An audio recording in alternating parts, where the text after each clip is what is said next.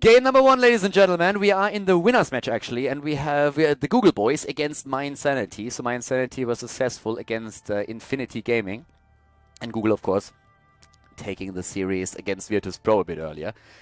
It was a bit surprised to see that mYinsanity actually was behind against Infinity Gaming, since they were one of the favorites going into this particular setup now. Stitch is banned right away. The hate is real. On Battlefield of Eternity, of course, he is an amazing hero. I've been talking about it a bit earlier already, with nothing to obstruct the hook in the mid lane when those two, well, in the middle of the map, there is no real mid lane. When the two Immortals are fighting, that's of course one of the big deals here. Thrall locked in, not completely confirmed yet, but he would be a great ban. Another ban would be Kel'Thas. We see that a lot, and the teams are usually, of course, trying to fight over. In this case, we could see an early Muradin. We could see, for example, that Kel'Thas. It's a bit of a matter of preference, but a Tyrande would be very interesting to see, since she is not really being picked first these days anymore, at least not by most teams. But apparently with Stitch's banned out, mYinsanity is going to try and go into a sniper comp regardless. So the Google boys might have to adjust their own build a little bit. Usually we would see a Muradin now, and with that Muradin probably a Kel'Thas. That would be a very solid start for them into the draft and leave them very open for a lot of potential picks that they could go for. Heroes, of course, that are strong for mYinsanity now with Tyrande would be Muradin, Diablo, and also ETC, something that gives you a pre-stun so that Tyrande can follow that up. Tassadar is also very solid with that, and Google actually seems to go into an ETC. Keep in mind that we have the draft tool change a little bit. Just because the hero appears here doesn't mean that they chose the hero already. They are just thinking about it and selected him, but didn't lock him in yet. And they switch over to a Sonya.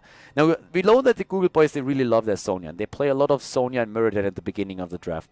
It's interesting to see, though, that they are not taking either one of them. It's like the same idea behind it. You're trying to go into a very aggressive setup that is able to just dash into the opponent. You have that stun. You have the option of going straight into a mosh pit, and of course after level 10 as well with ETC. But it leaves Kel'Thas now open. And mYinsanity can, in addition to Tyrande, take Kel'Thas and also Muradin. And that is super scary at this point, because that would mean that they have, first of all, a very nice stun into stun combo, and Kel'Thas is also very, very powerful. They might even let Kel'Thas go, though, depending on how they want to play it. If they really want to play like Burst, then Jaina can be even better. We had games where Kel'Thas was not picked for that very reason, and Jaina instead selected so that he can burst the target down. Currently, mYinsanity is saying, yeah, well, even with that idea of bursting a target down, Kel'Thas is a little bit better for... it's too good to let it go, especially with that Phoenix on the map that can help you to zone an opponent at the Immortal. He's very powerful, and you can still use those chain bombs and even the gravity labs to lock a target down even more. Muradin as a lockdown wouldn't surprise me. They already select the hero and they lock him in, so Muradin is currently taken. Very, very nice setup here for them. Yeah, well, the Google boys right now, it's actually starting to get a little bit tricky for them. I mean, looking at the setup here, they could, for example, ban out... I want to say Tassadar, but I can really see them actually... Shirax FY, thank you very much for the sub, my friend. I actually think that they will probably rather pick Tassadar than ban him out, so it's probably going to be Reyna or Falstad that they get rid of. Oh, Zagara could be... Yeah, Zagara would be very strong as well for both of these teams. Yeah, so Google basically deciding that they don't want to ban, they don't want to play with a hero. I mean, if you play a Sonya composition, you need some support for her. That could be either the Uther or you go into a Tassadar combo. Then you need still a bit of range damage and your, well, maybe a second support. So yeah, they could ban Zagara out, but Jaina, yeah, Jaina for them, I would probably not play Jaina here. Auto attack is a little bit more likely. They switch between the two though, and both of them would work. Falstad banned? Okay, so they're going to pick Reyna. If they ban Falsa, they're going to pick Reyna. Uther banned out first of all, so that ETC can't get that Divine Shield for the Mosh Pit, and Sonya not to go deep. And now Google is very likely to use that Reyna. With them banning out Falstad, one of the auto attackers, they could also go into Zagara now, of course, which they let go. In theory, I suppose you could drop that Jaina. It's actually very tricky for them to make a choice here. I feel like a lot of it has to depend on what kind of setup they want to go with their support. If they want to run this with the Tassadar for the Sonya support or not. And first of all, it seems like Zagara is, for map control, their first choice. And a Jaina as the follow-up. Okay, so now with this, they decided to not really go for a full support build on Sonya, but instead to use Zagara, more Jaina, potential Frost, Ring of Frost, ETC with a slide through the Mosh Pit. quite powerful in the way that they use it, but a very different setup from what we originally thought they would go for. Sonya and ETC to go like deep into the back line would have created a lot of space for a potential auto attacker like Reyna to really get the damage in. mYinsanity have, of course, to adjust a little bit to that, but we could see that Tassadar. Tyrande Tassadar is very powerful. You can play Tyrande solo, of course. Tassadar would give you additional vision, and for the immortal positioning, it's quite important to know where your opponent is, especially with Zagara dropping those creep tumors. It's oftentimes very annoying to position those creep tumors nicely since you have those stun circles that drop them. But right now, that would be a good chance for mYinsanity. We could on this map, I suppose, also see a Sylvanas. There is still Vala for poke. We have Reyna that can be taken too. It's a pretty tricky decision for mYinsanity because there's so much to branch out now. And they go for Reyna, auto attack damage to complement Kalthas with that cooldown damage that he has. And now, this is like the tricky part. Are you going to go for a second frontliner here? Are you going to drop that Tassadar so that you have a double support Muradin, poke with Storm, have Tyrande, and they go apparently for that double frontline.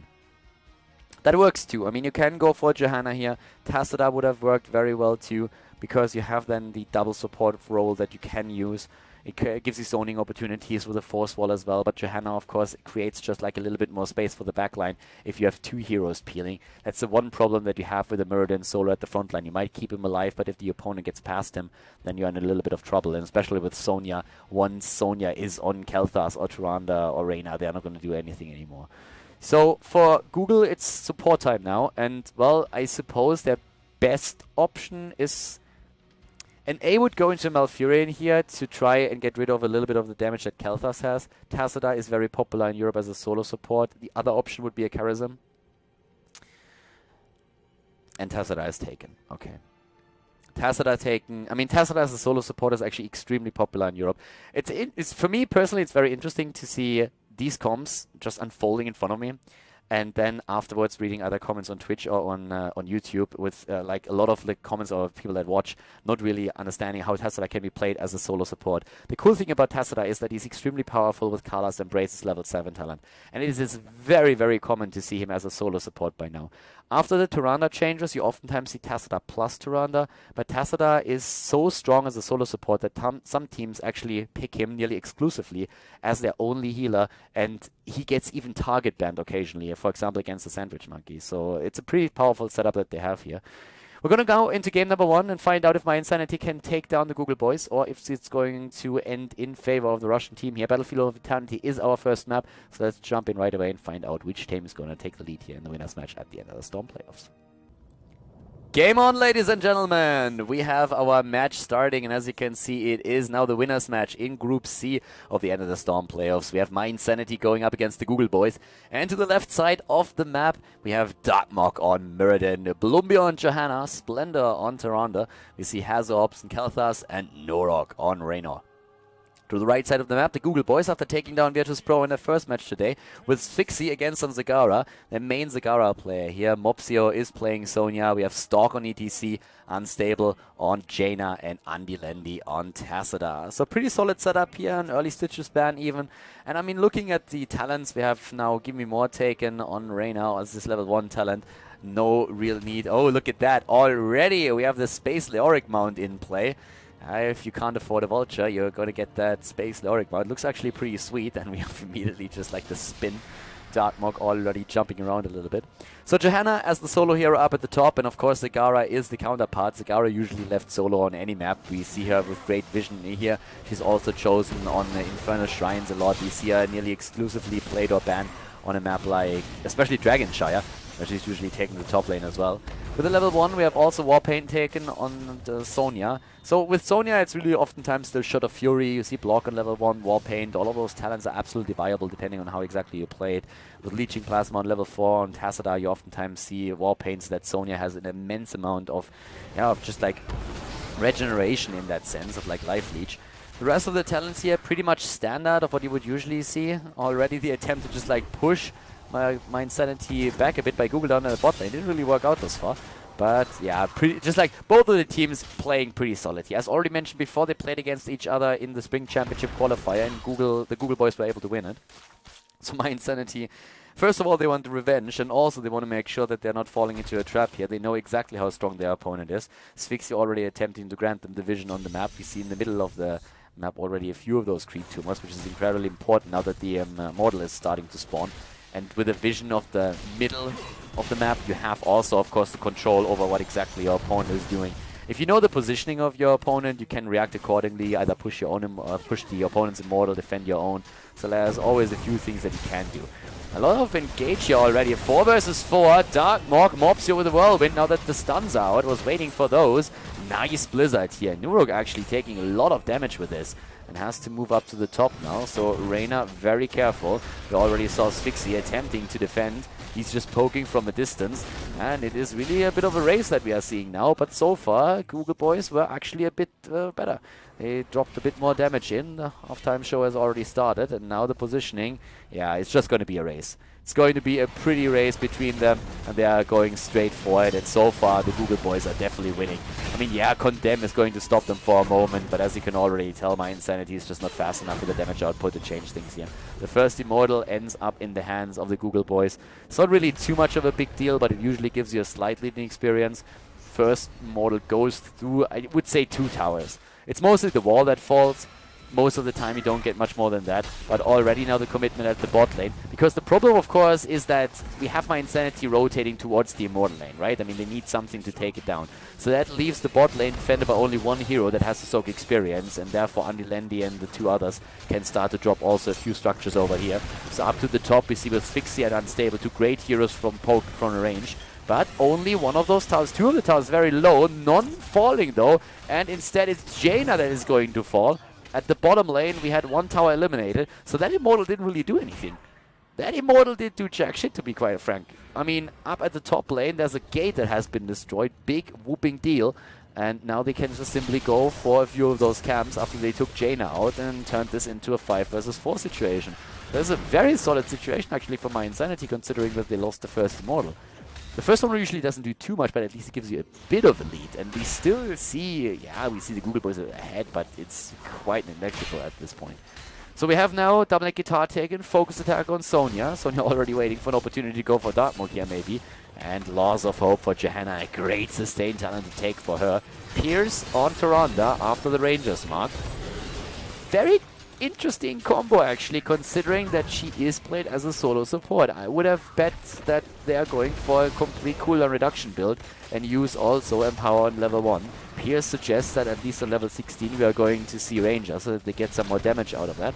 But yeah, it's pretty curious to see that they're actually attempting to go for even more snipes. I mean, that initial stun when Muradin can be strong, but still I'm not quite sure if Ranger's Mark is the best talent to take here, considering that they will need some heals in that game. It makes it even like, I mean, it's very understandable now that we have Laws of Hope taken for Johanna, but to be honest, that talent is amazing as is, so I'm not surprised to see it. Wouldn't have been surprised to see that even with level 1 Empower taken for Tyrande, which is of course like the best heal build in the game right now for Tyrande herself. Ferocious Healer is a level 7 talent. So no follow-through, which would have been the more aggressive version of Sonya's build here. But with Tacita as the solo support, it makes sense to invest in a bit of self-sustain as well. We have on level 7 now also Just Keep Rotten taken. There's already Sledgehammer. Sledgehammer taken for the damage against the Immortal and also, of course, against the structures. And Piercing Bolt too. But still going for the Reverberation build so that they can slow down the attacks of Sonya a bit better. Unless for that we would have seen the perfect storm here, stack up a bit more damage, which combos perfectly well, by the way, with the level 4 talent with the Sledgehammer. It's one of those things where you can later in the game drop thousands of damage with a single storm bolt on any structure. And Fission Bomb now taken with Fight or Flight even. Fight or Flight activated, or can be activated right now. And this is going to be a pretty cool talent for Reyna. But the Immortals are being fought over again, and the teams are looking for more experience on lane. But the level 7 is ready, and that means Kala's Embrace now for the Google boys. That helps them with the shields. Endless Creep too, and they go in for a kill against Stalk, and they might get him. Nice! Down he goes, but Tyrande falls as a result. The problem is that Jaina is also eliminated, and that puts the Google boys now into a position where they're first of all lacking one of their main tanks and one of the main damage dealers. That is not really a comfortable position to be in. So immediately mYinsanity is reacting by rocking that Immortal and starting to drop it very low already, especially Nurok, of course, dropping those auto attack damage shots. Blumby, he wanted the Immortal, but he gets killed instead. Staying there a bit too long, and now things could turn against them again, because guess what? Jaina and ETC are back to business, and it's a 5 versus 4 against them. Yeah, it looks like the Google boys might get their second Immortal here. It looked like we will see might see mYinsanity with a nice shot there, but nope. Instead, they go now also for Nurok again. Reyna is low. Reyna is very low, and Reyna is...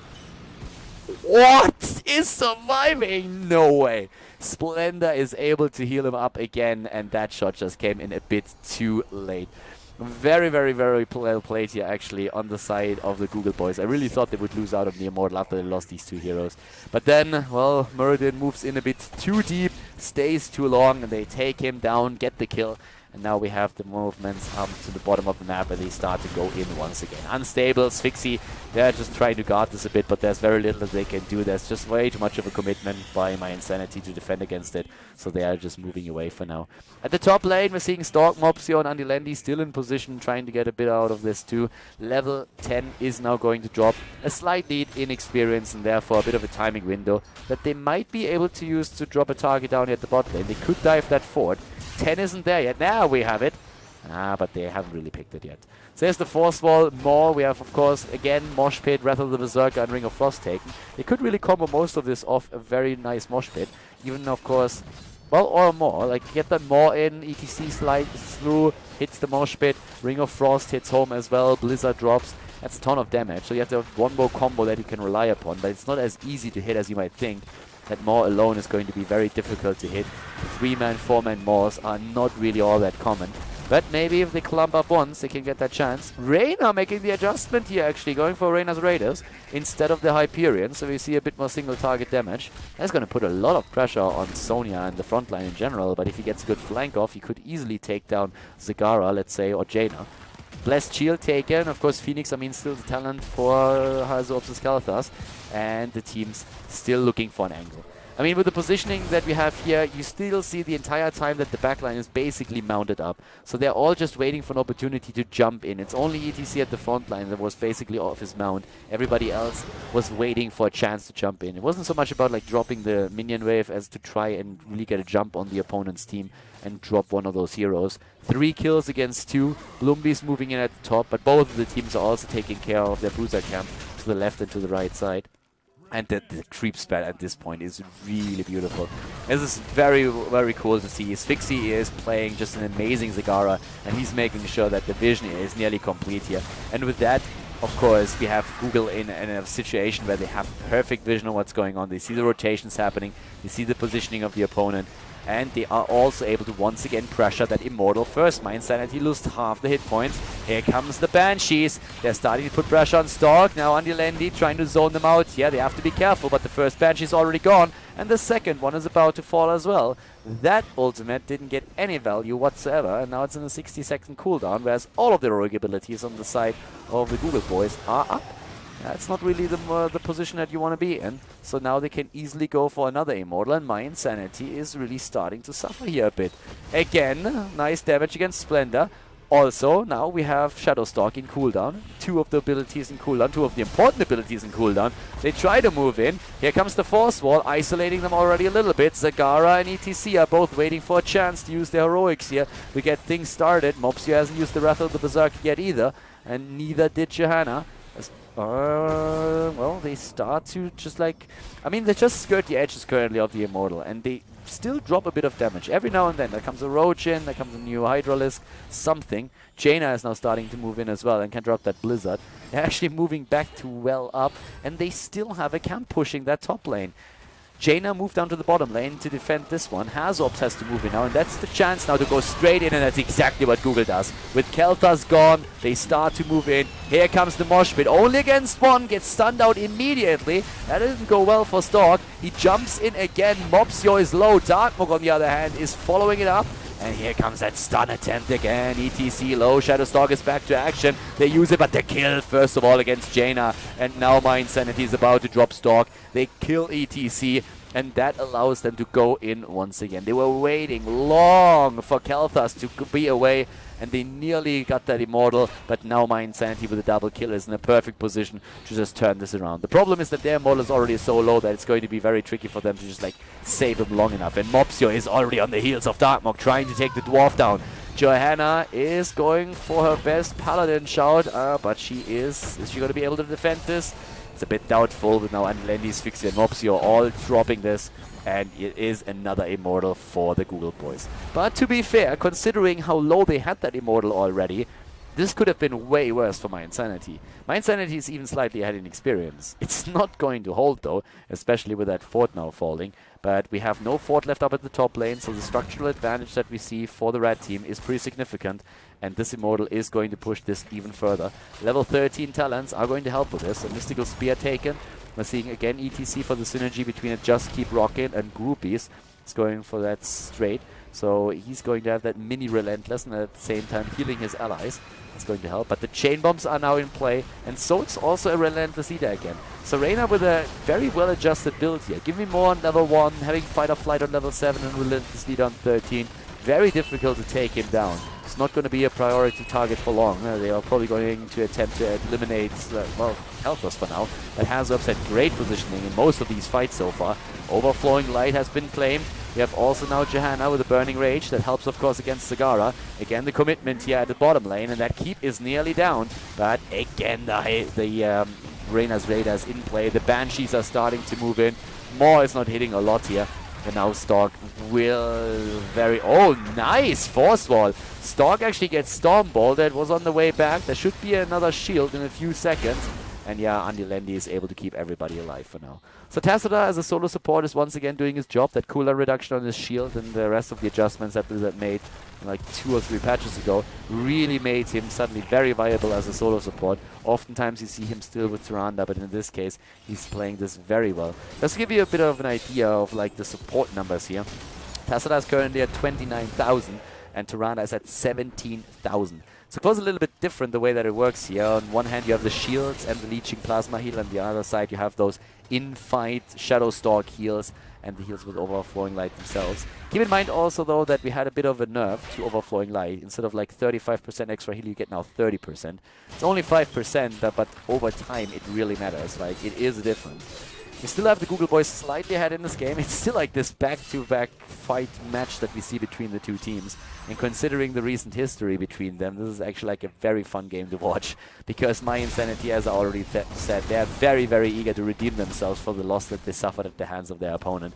And in this first game, they had a couple of very nice moments, especially, of course, when you look at the kill count. 5 kills against 2. Definitely a very nice situation here for the team. But yeah, they lost the structures. They nearly lost that keep at the bot lane. They haven't won a single objective yet. So considering that, the map objectives are just like way in the hands of the Google boys. And if they continue that theme, then they're going to win the game eventually. Because these Immortals, they scale over time. And these bad boys, they get pretty strong. They are already pretty strong 15 minutes in. Darkmok again at the front line here. Rocking his Mirrodin.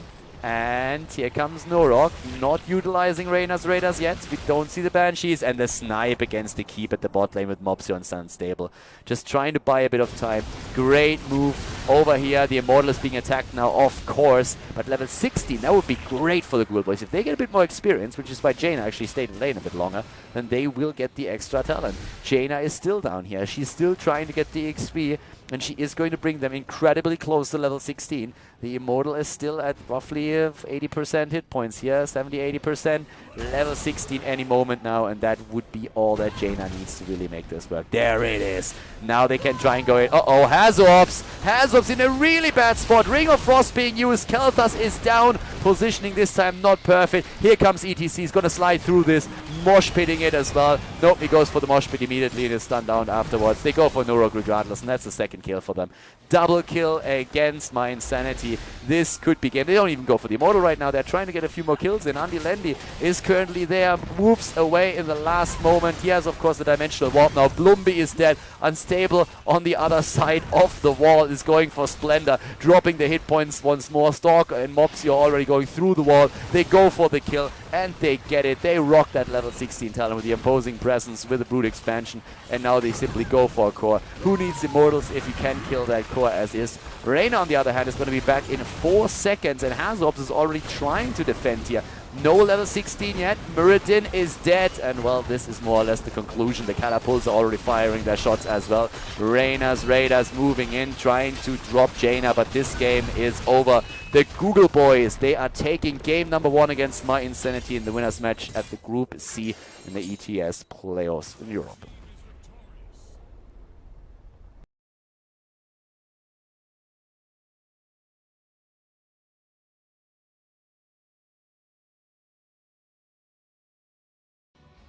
Game number 2, everybody, between the Google Boys and mYinsanity.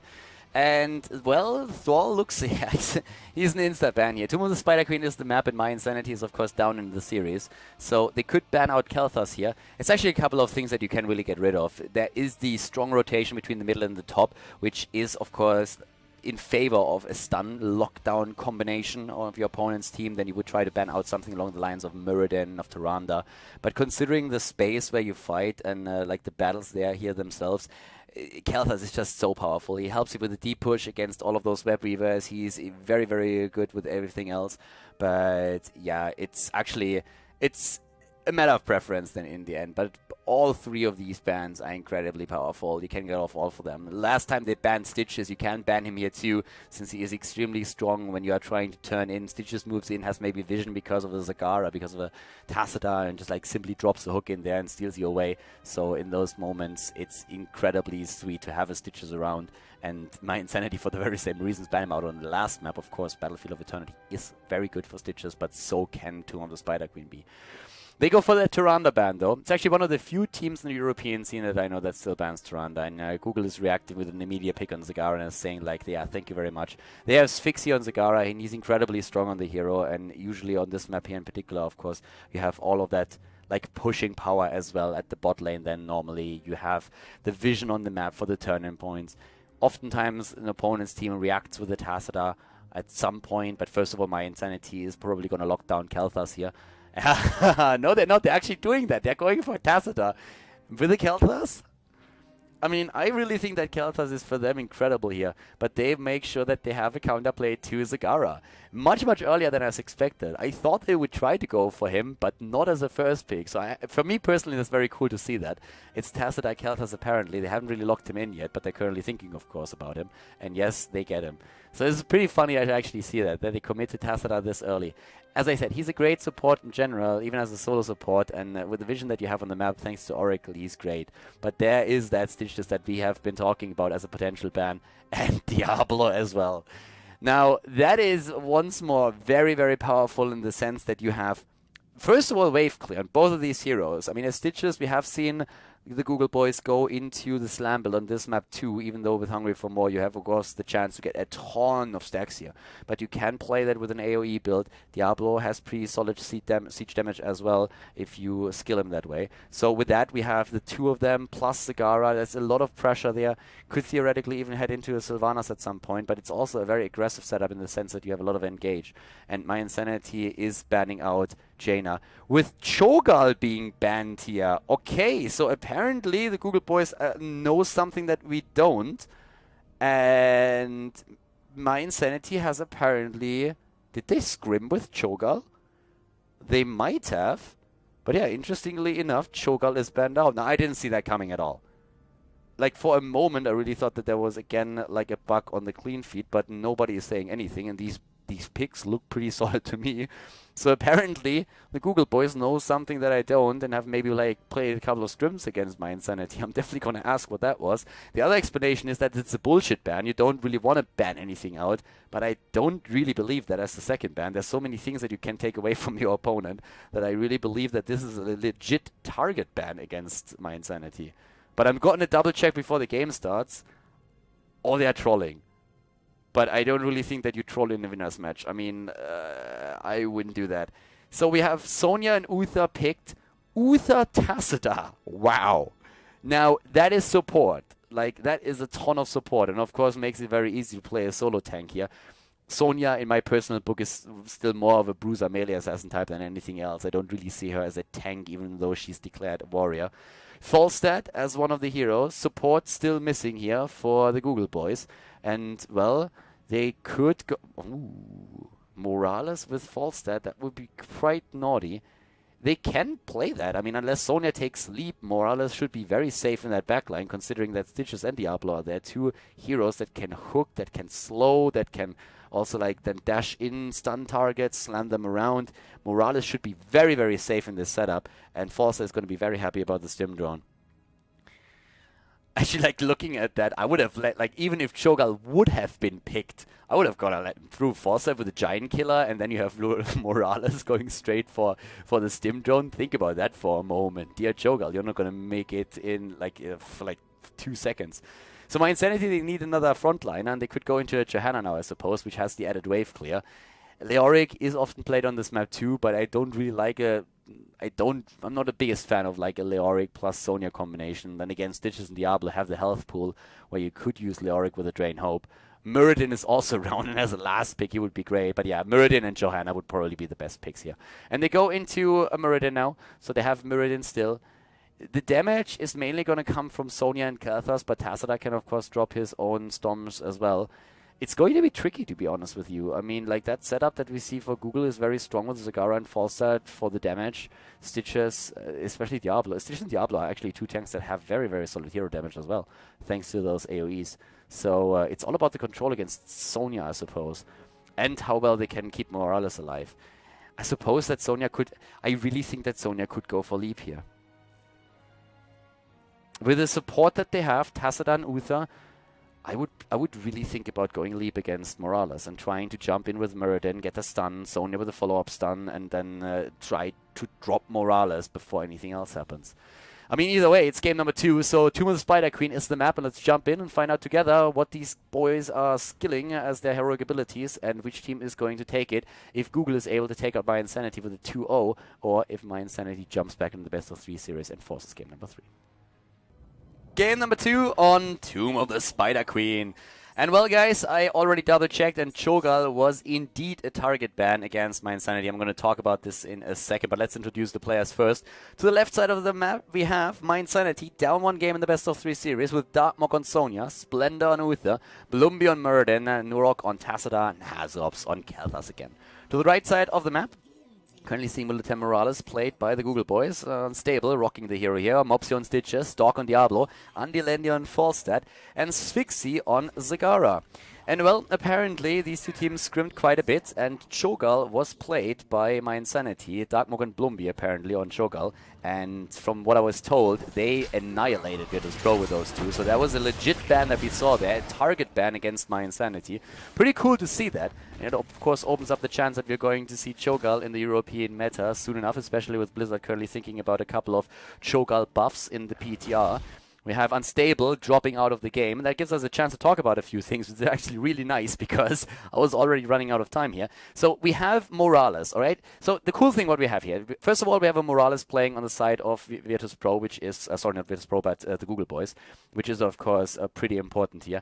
And the other thing is we have a double support, and not only any double support. It's not like a Tirana Tacita, a Tacita with a Brightwing. It is Uther plus Tacita. heavy supports here, and that actually brings us in a situation where you have to ask yourself, where is all that damage coming from that mYinsanity is going to need to take down this setup? The sustain is of course there, but we have a lot of wave clear on in the hands of mYinsanity, sorry, of the Google boys, with Stitches and Diablo being two of the best tanks when it comes to siege and hero damage. So that's an incredibly important thing to note here. With those two at the front line, Morales should be also very safe. In this case, not really in the best position, I have to admit. I mean, usually Morales should be behind the two tanks, not in front of them. But if Unstable positions himself well, and he dropped out of the game, so I suppose that it was just like the bot already moving him over to the left a little bit. So once that Unstable is ready to position himself behind the tanks, he should be very safe here. And that could even lead us to that leap that I mentioned during the draft. I could really see that. Since right now the question is, how does this setup get close enough to Morales and Falset to take those guys down? And if you have a double support as is, you could go into a leap on Sonya over the Wrath of the Berserker. Wrath of the Berserker makes Sonya more dangerous, she's more sustainable, but you have already two supports to keep you alive, and Muradin as one of the strongest tanks that has after level 16 and also Stone Form and Avatar. So, of course, Wrath of the Berserker is still a great choice here. But Leap would allow to jump the backline, and Morales has to die. Not taking down Morales is going to become an issue, so they have to be really careful about the movements here. And I'm a little bit curious to see how they're going to skill these heroes. Because if they don't go for Morales, I'm not quite sure if they can really out-damage. Kel'Thas has that added advantage that he dishes out a lot of AoE damage, and Morales is not really the best with that. But usually she can keep heroes alive. So for us, this little break was actually very nice to talk about those things. We have Zagara already in the bot lane with creep spread everywhere, and the rotation that we are seeing for mYinsanity is actually not going mid-top, but mid-bottom. And that puts pressure on Sphyxy, who, as we said before, is playing a very, very strong Zagara. And it's again that tower rush that we are seeing here. So top lane is going for towers, bottom lane is going for towers. That's one of the things that Blizzard wants to change. They announced their PTR patch already, which means that they are currently testing it on the test realm. And one of the changes is that towers do now 50% extra damage to heroes, which is of course incredibly nice, so that you have a bit of a safer wall. Towers are a bit more powerful against heroes, therefore it's not as easy to just like snipe them down, especially in the early stages of the game. Personally, I like that change a lot. I think it's pretty cool. And we'll see if that makes it into the real client. But there's a couple of things that Blizzard is currently experimenting with. Stun against Diablo here, and he's already about... Nah, he's not been taken out there. He has on level 1, by the way, Soul Feast taken. Soul Feast and Devil's Due are the most popular talents on level 1 for Diablo. It depends a bit on how exactly you play the hero. If he's a solo support, if he... a solo tank, a double tank. There's of course a couple of variations that he can play with this. Shot of Fury on level 1 taken for Sonya now. And we have again Trauma Trigger for Morales. And Morales is all about positioning. I mean, she usually doesn't really do a whole lot of siege damage unless, of course, you go for Irradiate on level 7, but I expect, of course, Cleanse to be taken here. And, well, again, Splendor in a bit of trouble. But a very nice Gravity Lapse by Hazorps. Used the Veteran Spheres here, used his D straight to make sure that both of them would be lifted in the air, so that was well done. Morales just rotating around with the rest of the team, soaking a bit of experience. Normally you don't really want her to be alone on the map, but Stitches is already on his way in. So yeah, Unstable is going to be able to really just like heal a ton here. Goes on level 4 into the upgraded Ballistics. Okay, so already an interesting choice here. I mean, normally you would see on Morales the advanced block taken, but considering the heroes that we see on the opponent's side, you don't really need it. At least you shouldn't. I mean, looking at what we're currently experiencing here, we have currently only Sonya that is really a big threat with the auto attacks. Maybe Muradin, but mostly Sonya, and she shouldn't be able to get close enough to Morales, so you don't necessarily need advanced block. And if you want to have this tail on talent here to just be a bit more useful during fights, it's of course also a pretty decent choice.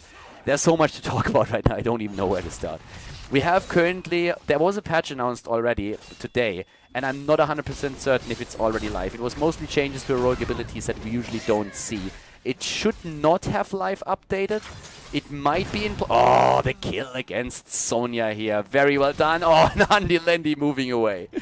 The patch was dropped just before this game. And the question is, did the game auto-update while the players were all online, or will it update while we are going out? The only change that is important for this game here in particular is that it will change Avatar on Muradin. That's the only change that that patch brings, which in this game would make a bit of a difference. Avatar Mirrodin does now currently stun with an auto attack, and the patch will remove it. The patch makes Avatar a bit stronger and with a hit point pool, but that mini stun will be gone. And that's important because Unstable is of course going to rely on that heal beam to heal a target. That stun on Mirrodin is one of the best counters against it, because Mirrodin can jump into the backline and just auto attack Morales and then always cancel that healing beam so that it has to be applied anew, which is super annoying. If that is still in the game, that would be great to mess with Morales a little bit. If that has already been removed, then that would be, yeah, definitely a bit of a change. So that's something that we have to watch out for later. And, well, we have level 7 now for the teams, and of course they're attempting to get those turn-ins in. 47 have already been turned in for mYinsanity, and Google is with 65 of their own gems in a position where they could complete that turn in 2. Andilendi is already there. We see last bite taken for Stitches once again. Level 7 versus 7 now. Kala's Embrace on 7, but on level 4 the adjustment for Mental Acuity to get that Oracle cooldown reduction so that you have a chance to just get those creep tumors out and see about the position of your opponent a little bit more often.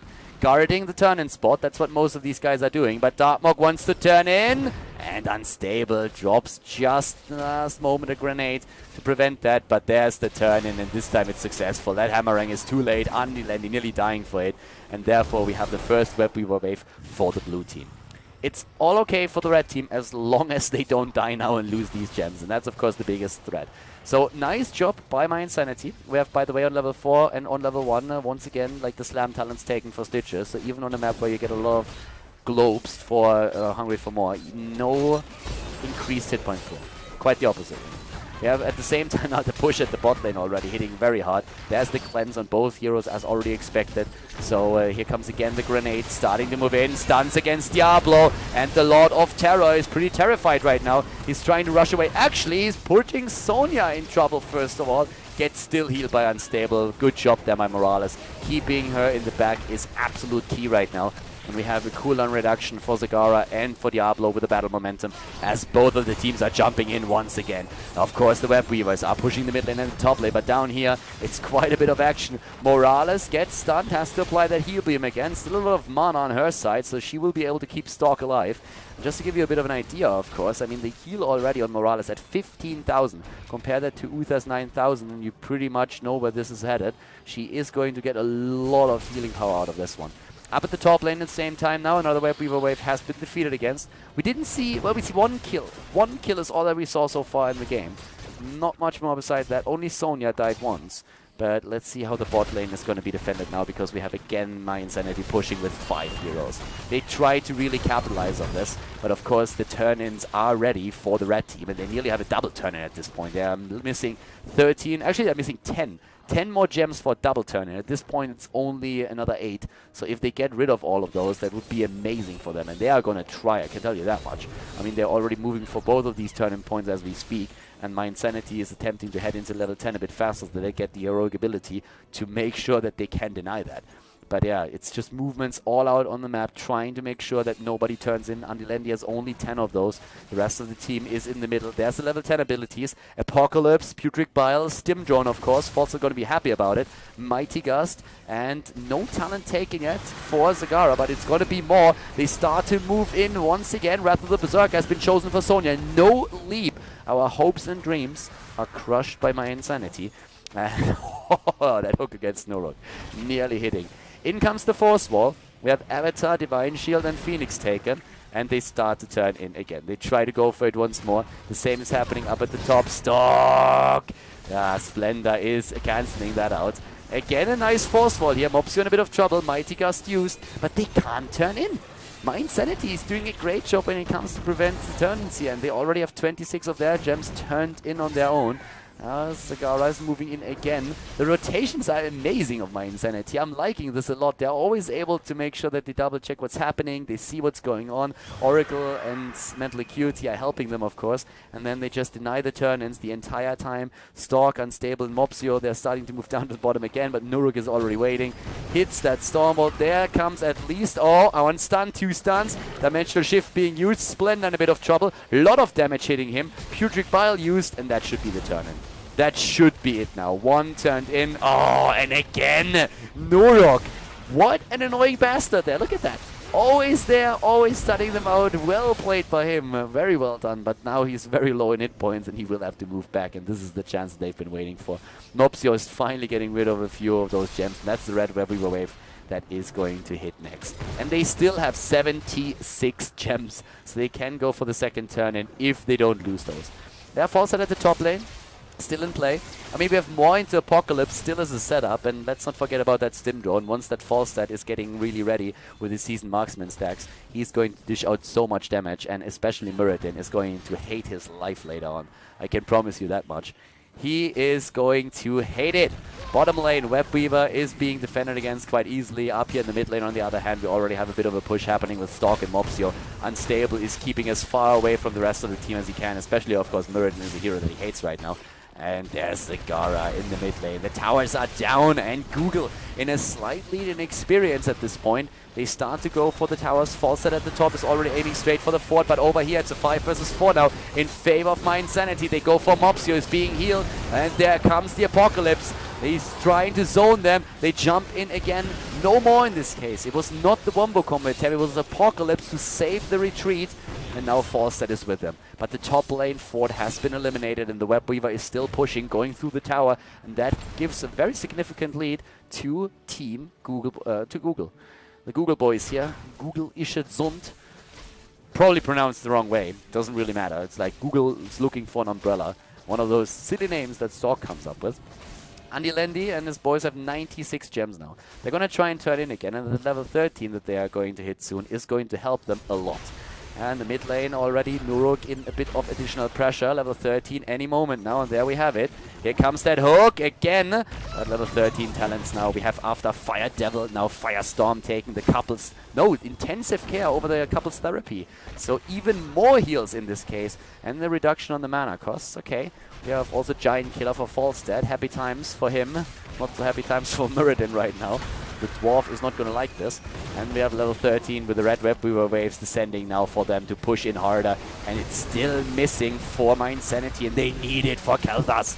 They need it for that Fire Mage. He wants to see the world burn, but he needs level 13 for it. Over here, Web Weaver's already coming in. Muradin is up at the top lane, trying to defend against this one. They try to go for the keep, and down at the bot lane, another fort is, of course, being exposed. Falstad goes in. He can always fly in and use his ability. Another hook attempt. They go for Stalk, but Stalk doesn't really care. Diablo is being healed by Morales, and that means that he can't die. Well, at least not unless they have more burst damage, and at this point they're lacking exactly that. So once again, the push is happening. Bot lane fort is nearly eliminated. Level 13 now. Any moment for mYinsanity, and there we have it. Chain bomb time. And Prescience, Mystical Spear also chosen. And yeah, probably a shrink rate. There we have it. And Muradin, of course, against Sagara.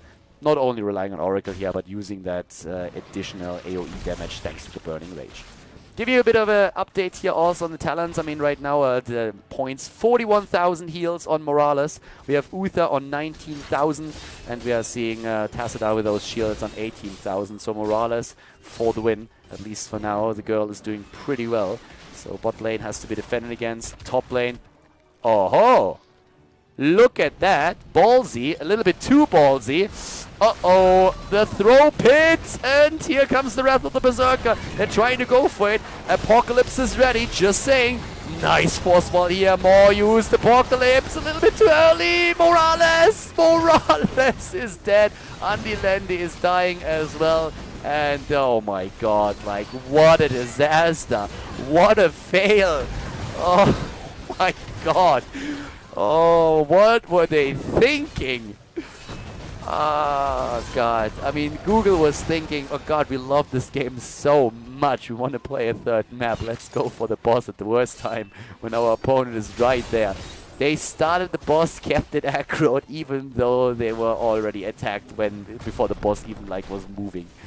Unbelievable. What a massive fail by Google. Whoever made that call is probably going to get like hit pretty hard after this game. It's not over yet though. I mean, like, it's not like that boss is suddenly going across the map and going to eliminate them, but they get a Web Weaver wave with it too. So it is 15 versus 15 in levels, but that advantage that Google worked very hard for to maintain, that is now suddenly gone. I don't really think that they found this very funny. But currently they can, of course, first of all defend against the boss and try to make sure that they are not losing to keep up at the top lane. And they should be able to make that happen. Well, actually, like, let me rethink that. I actually think that they are going to lose that. That Web Weaver is still at full HP and the boss is already putting damage in. Yeah, that keep is gone. Or it should be at least. Level 16 talents now in just a moment. And mYinsanity is, of course, running that advantage now as much as they can. Andy Landy, yeah, the keep is gone. Oh my god, I would be so mad. I would be furious. Mighty Gust used, Hazorps trying to get rid of Falstad. Not successful at that. Nerves of Steel taken, the Stone Skin form of Sonya. Benediction. Keep Fort in the mid lane has been destroyed as well. The one of the bot lane is being attacked now too. Oh my god, like, Google, what were you guys thinking? Ah, crazy. I mean, even with Apocalypse, there was just no way. So once again, they wait for 16. They're trying to get their own talents. The Arcane Barrier is ready. Stone Form is ready too. There's the 16 talent. They start to move in. Stun against Diablo. Fishing Hook. We have now also Hammer time. And it is time to hammer, especially Muradin. And they're going for it. Nice Mighty Gust against only 2 heroes. There comes the Apocalypse. Stunning 1, stunning 2. Hook against Blumby once again. Stim drone on Falstad. And the bird is going ham on Sonya. The bird is going full ham and drops Sonya. Oh my god. Prolonged safeguard has already been taken here. Well, inoculation. So, yeah, decreasing the initial damage reduction there. The hook attempt again, but the bird going for the kill here. And giving you an idea about like the damage, by the way, as we have a pause in the game, 28,000. Keep that number in mind because it will skyrocket now. We have Diablo already at 39,000, 33 on Zagara, and 27 on Stitches. 41 on the other hand on Kalthus, and guess where he got most of that? I'm not gonna say it. So, yeah. The boss pit, the throw pit once again, like really carrying that name. But the game isn't over yet. Yes, they are behind, but like that setup that they run here, I like it a lot. I've been saying it before. And up to that point where they decided to go for a very interesting and optimistic move on the map, they were actually looking very, very solid. So now it's like 4 kills against 2. By the way, those 4 kills were all at the beginning of the at the throw pit. What all happened there. But the game isn't over yet. Like, it's far from it. Like, we have 1 keep down. That's of course quite annoying. But still, just to give you a bit of an update here, Falstad by now has 35 season marksman stacks. Okay, 35 season marksman stacks already on Falstad. And we are 16 minutes in. It could be more at this point, I suppose. But still, it's quite solid. And he is going to do a lot of damage there. Hazorps, by the way. Oh, yeah, there's nobody to follow that up. So, yeah, Falstad, they have to rely upon him. Oh, Diablo, Morales. And there we go. Uh-oh, it just doesn't stop. Where's that more? SOS, we need him more, we need it soon. There it is, catches 1. Diablo is nearly dead, but Falstad is on Blumby, and we already saw how much that worked out earlier. Here comes Sonya. Sonya gets the Divine Shield, and the bird doesn't like that at all. Flying away already. Diablo is going to be back. Apocalypse again.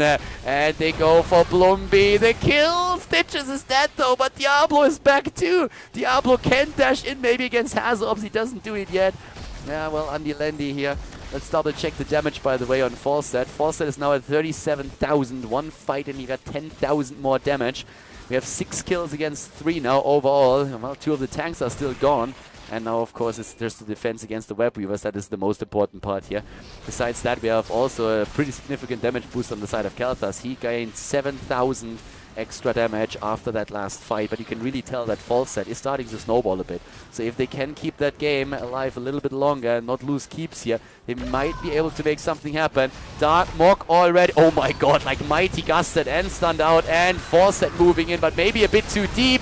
Falstad flew straight into 3, trying to keep him alive, but the bird was too far out. He didn't see that rotation happening. And now they lose 1, they lose 2, they lose 3, and they probably lose the game here too. Or at least it's going to be the beginning of the end, because this keep is not going to make it, and they are already moving through it. If they don't go for core, they should at least drop the second keep. Sorry, the third one, but it looks like they might move in. Well, there's Fixie around. He has the Maw, so he can buy a bit time. He needs to, well, he only catches one. That's unfortunate for them. Putrid Bile is being used. Sphinxy is defending as much as he can. They need to go for Sonya, and they do. But that core is being attacked, and level 20s are going to hit any moment right now. This, ladies and gentlemen, is GG. We're going to see a third game between mYinsanity and the Google boys. And this is, well, that is definitely a throw pit. That was a weird game. So GG, and mYinsanity brings it into game number 3.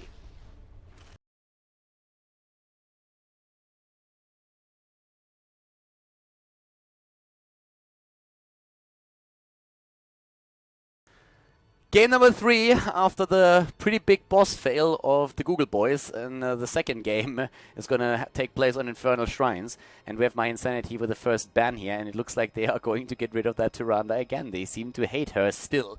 Most of the teams don't really bother with Tyrande too much anymore. We still see a couple of bans on her, but so far mYinsanity is the only team that is really hating her guts.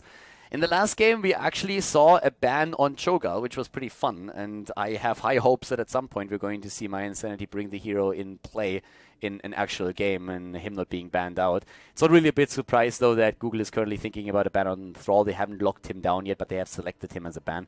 He is very powerful there. I mean, on this map here, it's once again like very similar. Zagara for map vision is great. Fawcett is cool if you want to dominate the map a bit with a fly-in. We have a lot of Stitches that is being played on Infernal Shrines. And up to the patch that is currently on the PTR, on the test realm, it is also going to be a patch where, of course, especially AoE is going to dominate quite a bit. And that means Stitches with a slam build can do a whole lot when it comes to the minion fights.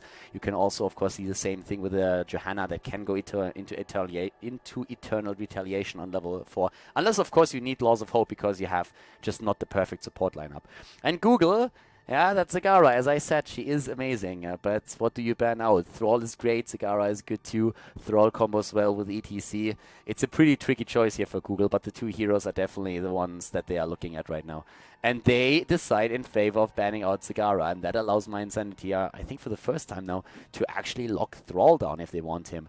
Alternatives to him are Kael'thas, of course, and they could also, well, I guess we don't have to theorize about that anymore. They pick Kael'thas, and you can guess what Google is taking. They wanted to ban Thrall out because they were afraid mYinsanity would take it, but right now they see that they have a chance to finally lock down Thrall for themselves, and I don't think they are going to let that go. Together with Thrall, they have now once again a couple of options. They can, of course, either head into a Jaina right away, or they can still lock down heroes like that Muradin, like also that Falstad that I've been talking about. Stitches, once again, very strong here. So the start for them is going to be an interesting one, and it seems like Muradin is going to be that choice again. Or is it Stitches? As I said, like these two heroes at the front line, that's what they're currently looking at, unless you want to go for the range damage already. And they can't make their mind up, apparently. So, yeah, at this point, just like looking at it, Stitches, Muradin, both of them are amazing. I mean, like, it's a little bit different on the way they play. Stitches has that AoE. That's definitely one of the things that he has going for him. Numani, thank you. Numani let the dogs out, I suppose.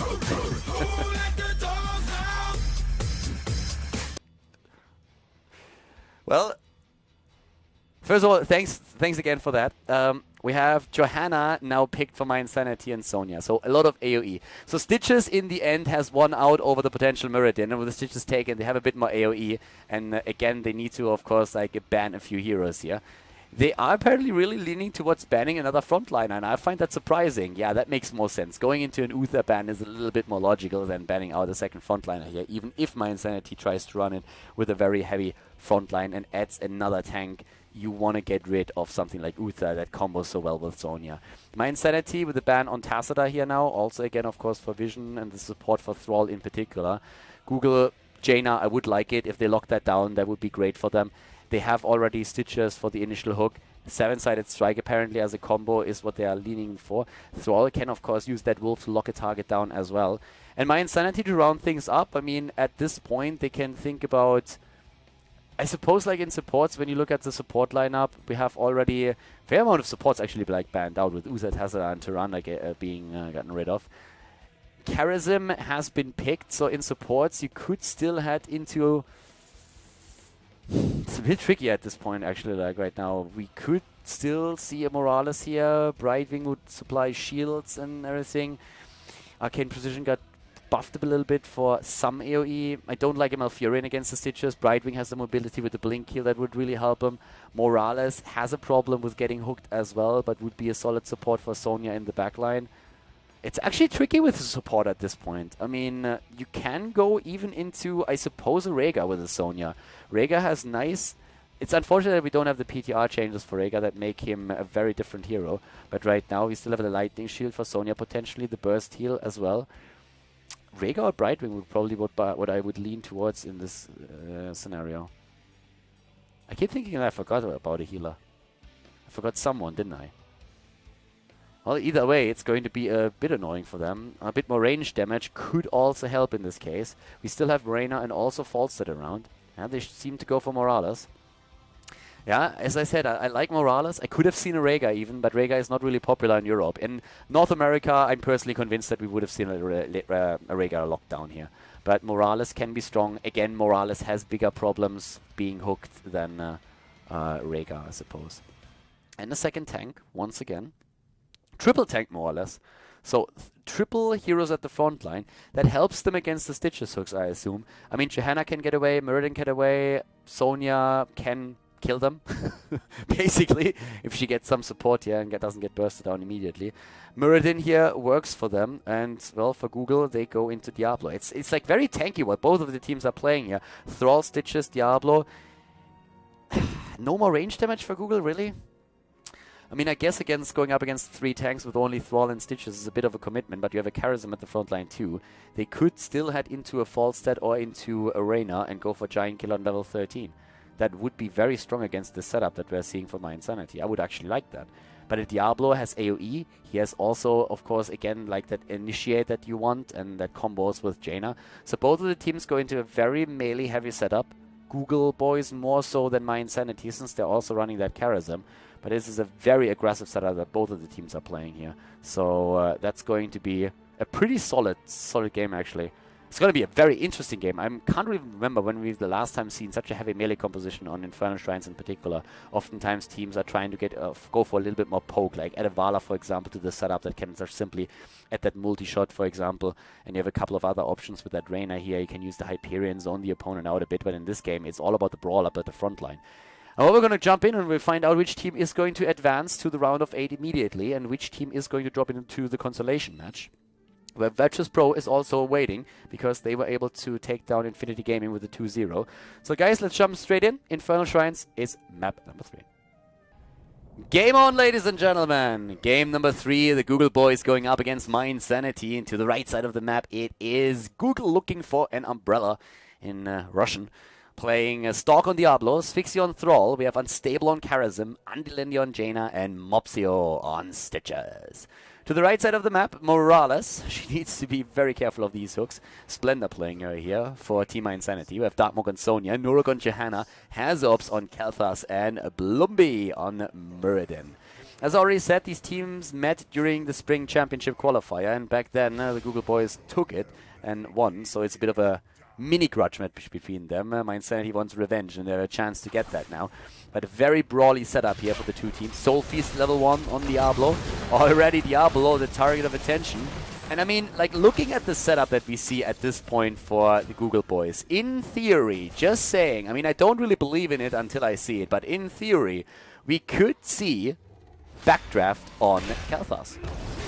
Of course, if you go up against the Stitches, you're afraid of getting hooked. There's a lot of engage on the opponent's side, so having the Arcane Barrier keeps you alive. But Backdraft is a talent that is amazing the more melee heroes your opponent has.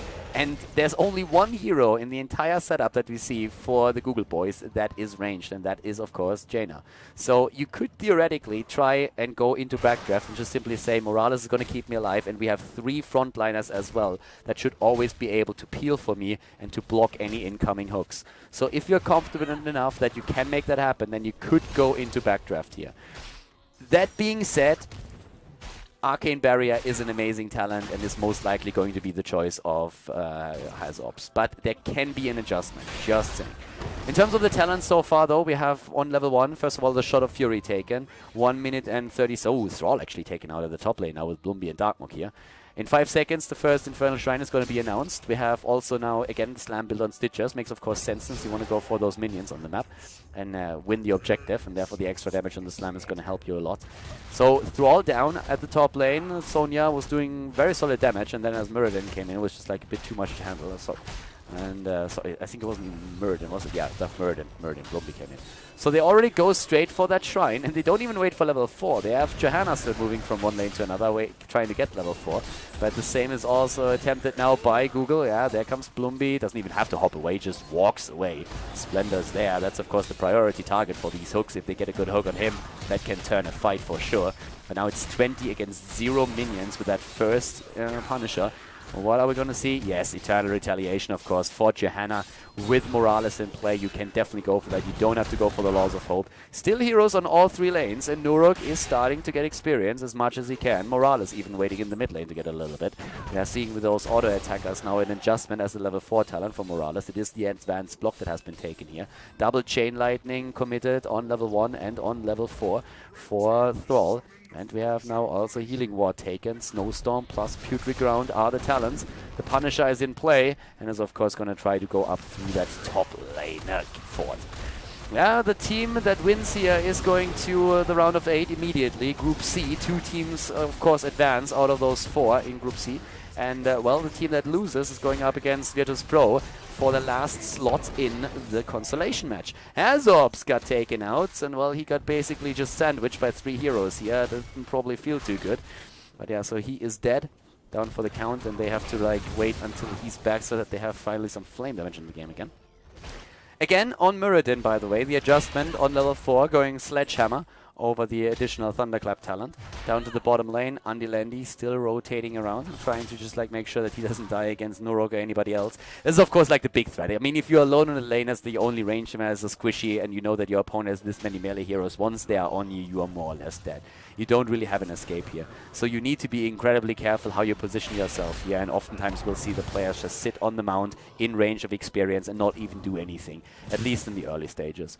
For now, we have the level 7 talents that we are going to see coming into play for Team Google. First of all, Last Bite taken again. It's pretty cool when you actually just like move through those minions and you kill them with that and reduce those cooldowns. Battle Momentum for Diablo. We see the Echo of Heaven, no cleanse this time, and Frostbitten. And down on the side of Nurok, we have, well, on level 7, probably going to be Conviction. Could, fell for now. He's actually trying to get away from this scan. Conviction has been chosen. Nurok still alive, but this is not looking good. Nah, there's the hook and the kill. The kill against Johanna. Cleanse taken for Morales. Ferocious healing, of course, for Sonya for the extra self-sustain here. Not going into follow through as the alternative option for more damage. We have the Chain Bomb build started on Kel'Thas with the Fission Bomb. And we are also seeing at the same time now the Piercing Bolt for Muradin. And with level 7, we also saw now another temple spawn on the map, and already we see mYinsanity being busy bees there, getting a few of these minions. The hook is not hitting anything but empty air, but Mopsy of course had to try it, trying to get one of those prediction hooks in. And once again, Darkmog at the front. Needs to be careful of Diablo though, because Diablo is looking for a chance to jump in and drop Darkmog into the hands of the rest of his team. Andilendi now. Thrall, by the way, still at the top lane, so is Muradin, so it's a 4 versus 4 down here in the middle of the map. And with that, we see mYinsanity push back a little bit. Thrall coming in too, but there's Blomby in time. Yeah, Healing Ward is being taken out. Nice whirlwind into the back line. And they jump in once again. Stalk is low, being attacked on his Diablo. And of course, especially Kel'Thas trying to keep everybody alive here as the Condemn is once again sucking Diablo. And Darkmog is on him, takes him down. That's the first kill. And we have another move straight in with Blomby at the front. Eliminated, but also stunning them out. Double kill. We have Karazim down, Diablo down, Nurok still somehow alive, Morales making it happen, and this is the Arcane Punisher in the hands of mYinsanity. Punisher number 2 goes to the team in red. They start to move in the mid lane, and they move in straight against Sphyxy and Mopsio here. Sphyxy and Mopsio, well, they get jumped, but Jaina at the top lane already trying to get some experience for our own team.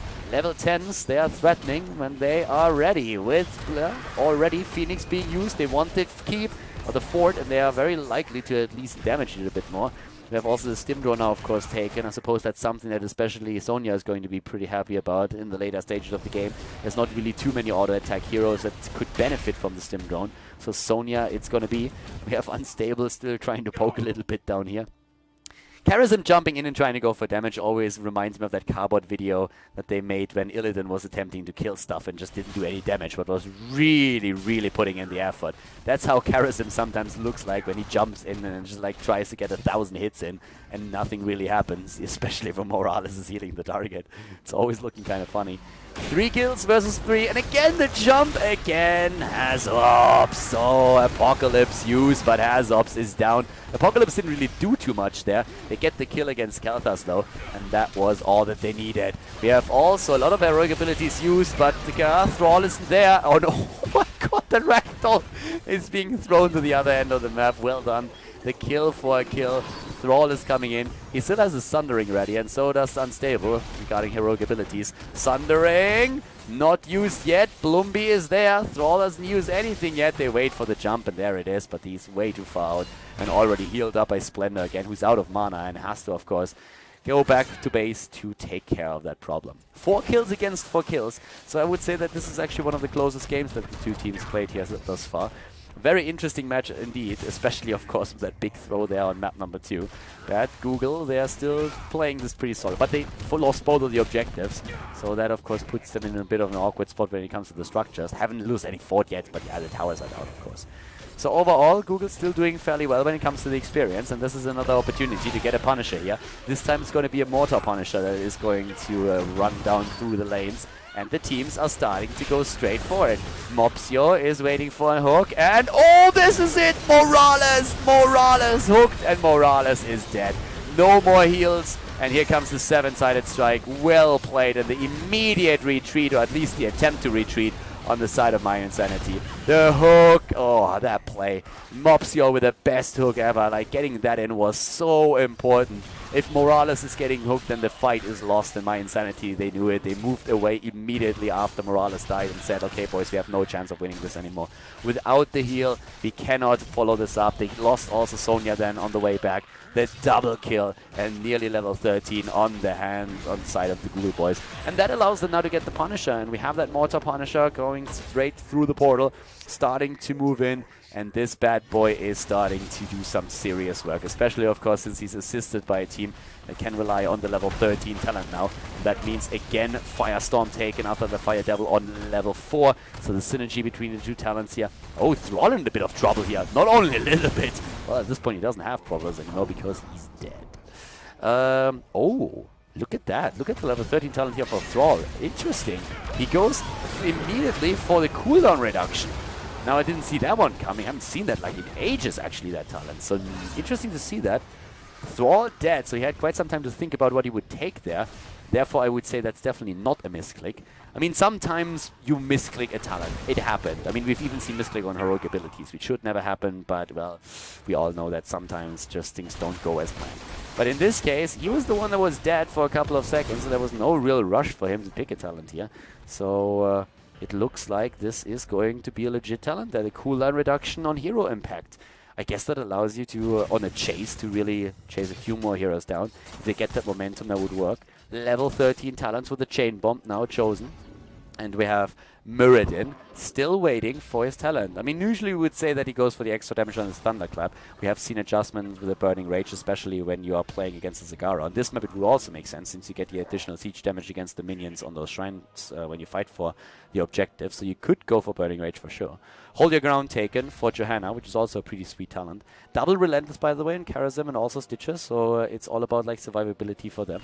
We have a move to the top lane to meet that aggression that Sonya is currently executing down to the bottom half. And it's just like basically trading structures. Level 14 heading into 15 now, and they're not stopping there. They're going straight for that fort. We have Blumby moving in now too, but the fort is more or less forfeit. They can't go in against that. Meridian's still not picking that level 13 talent, by the way.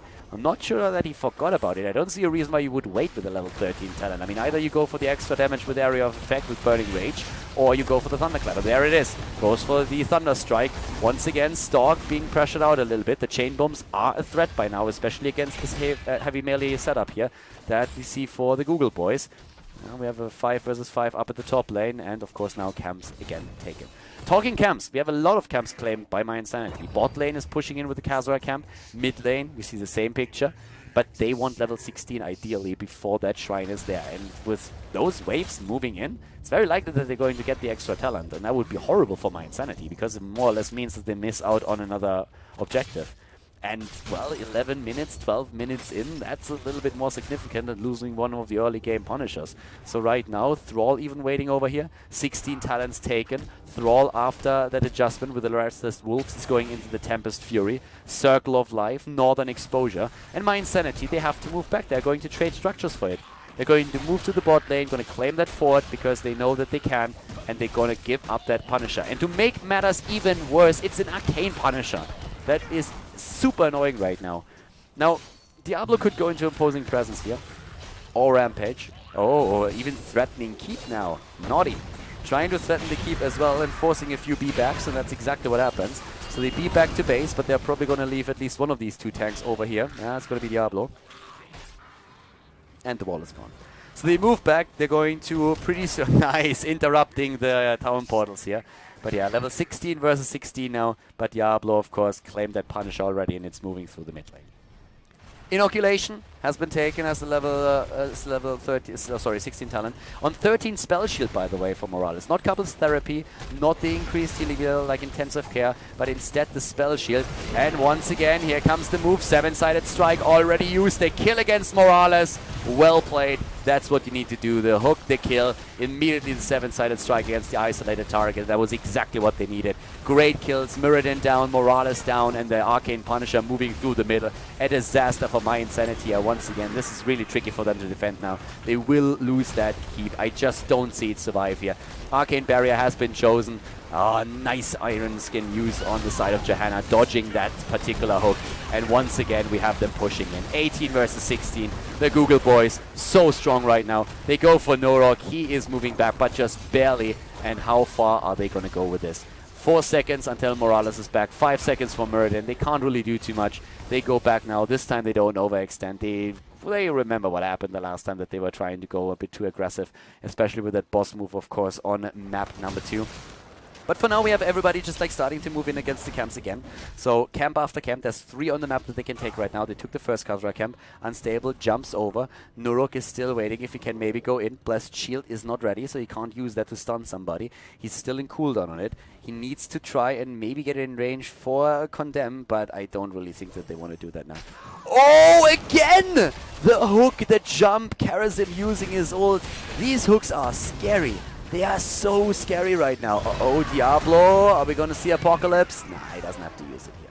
Didn't really have to use it. The camp got stolen. It's not too bad yet. 19 versus 16. I mean, they need to go for 20 now. At least they should. The mid lane is being pressured, and of course that means that mYinsanity has to move away. They have to move back to wait a little bit. And talking damage, talking heals now, Karazim is currently on 43,000 heals with 36,000 on the side of Morales. If you look at the damage, then with Kelthos we have 31,000, which is pretty impressive. But we have a lot of the heroes on the side of the Google boys on solid 20 to 25k. Jaina, Diablo, Thrall, Stitches, like all of them. So a pretty evenly spread damage output with the one exception, the support player, which is Karazim here, of course. Also, when it comes to like the siege damage in particular, I mean, Diablo at 127,000 is super solid. We have 117,000 there. Pressure play against Jaina. She's down, but Hazovs might fall as well. Arcane Barrier use, gets healed. Here comes the Apocalypse. Mopsio still in trouble though. Gets stunned out, and this is a nice double kill just before the next temple is ready. These are the plays that mYinsanity has to go for. So we got caught up a bit in our hero analysis there. But yeah, these are the plays that they have to go for. They are going to lose a few more structures at the top lane until Kelthas is going to take care of it. The rotation up to the top is actually going to put pressure on Hazovs. Yeah, how much though? Oh my god, is he going to fall? He's going to die, isn't he? Yeah, he dies. Hazops is dead, and now they can threaten the keep here. And while the keep is threatened, we will see mYinsanity move back with at least one hero. Mirrodin is moving back to base, and so are Splendor and Nurok. They are falling into line now, starting to just make this happen now. Half hit points on the keep. Level 20s are by now also ready, and that means that we have Transgression used. We have the Bolt of the Storm for Jaina that allows her to jump away again. Thrall also going straight for his Bolt of the Storm. And of course, Stitches at least with the hardened shield here. For Diablo, it's a bit of a different matter. I mean, normally we see a lot of Terra talent taken here for the extra sustain during the fights. You can go, of course, into a few different talents if you want to. We still see that second Apocalypse after death that is sometimes being used. With Diablo, you have a lot of versatile talents, but a lot of Terra is most of the time the preferred choice of most players here. Especially in this particular setup, I think it would be very nice because you are having a lot of heroes around you. And that, of course, gives you then those extra heals. So for now, we have Stork, Andilendi, and everybody else after they took down the Punisher moving to the top. There's the Lord of Terror, as already expected. So 10% of the maximum health of nearby enemies with so many tanks. This is the talent to go for, definitely. I mean, like, this is going to be great. This is like a massive healing potion here for Diablo. And they seem to go for at least the camp, if not for a small ambush. They go for the camp for now. And we have still that one keep eliminated in the mid lane. The problem is that really with that double kill against Stitches and Jaina a bit earlier, there was a 3 versus 5 situation in the game and they could do very little. Now they move in, very aggressive with that camp probably, trying to at least capitalize on that level 20 talent, because so far their problem has been that since they hit level 20, they couldn't really do anything.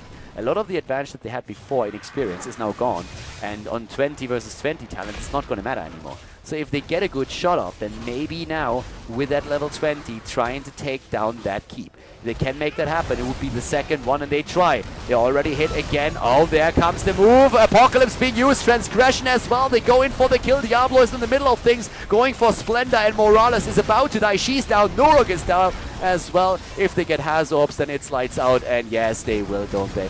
Yeah, they get Hazorbs, and now they can even go for core if they want to. Unstable jumps away. Oh my god, Bloomby and Darkmog barely surviving here, but the attack of the core has started. Level 20 talents aren't ready. It's a 5 versus 2 in the game, and they go for it. They just drop it. Sphyxy is about to fall. He goes down. They're trying to drop the next target, but the core is already down to 20%, and we have the catapults moving in now too. GG, well played. Once again, the Google boys take down mYinsanity, and they advance to the round of 8 of the End of the Storm Europe playoffs. And that is it, everybody. GG and well played. The game's over, and therefore also the video for today here on KhaldorTV. We had another great Heroes of the Storm match, and I hope that you enjoyed it. Also hope that you enjoyed the commentary, of course. So thank you very much for tuning in today. If you enjoyed the video, make sure that you give it a thumbs up on YouTube. And of course, if you haven't subscribed to KhaldorTV yet, you should definitely hit that sub button as well. If you have some friends that like Heroes of the Storm, then definitely make sure that you show them the channel and also the video. There's a lot more where that came from. We're going to have like continuous content throughout the next few weeks with more Heroes of the Storm matches played, not only on the European server, but also on the North American server, in tournaments, in leagues, and more than that. So guys, once again, thank you very much for tuning in today. I hope that you had some fun. It was a pleasure casting for you. And I'm going to see you next time with even more videos here on the channel. So have a great day and see you soon. Bye-bye.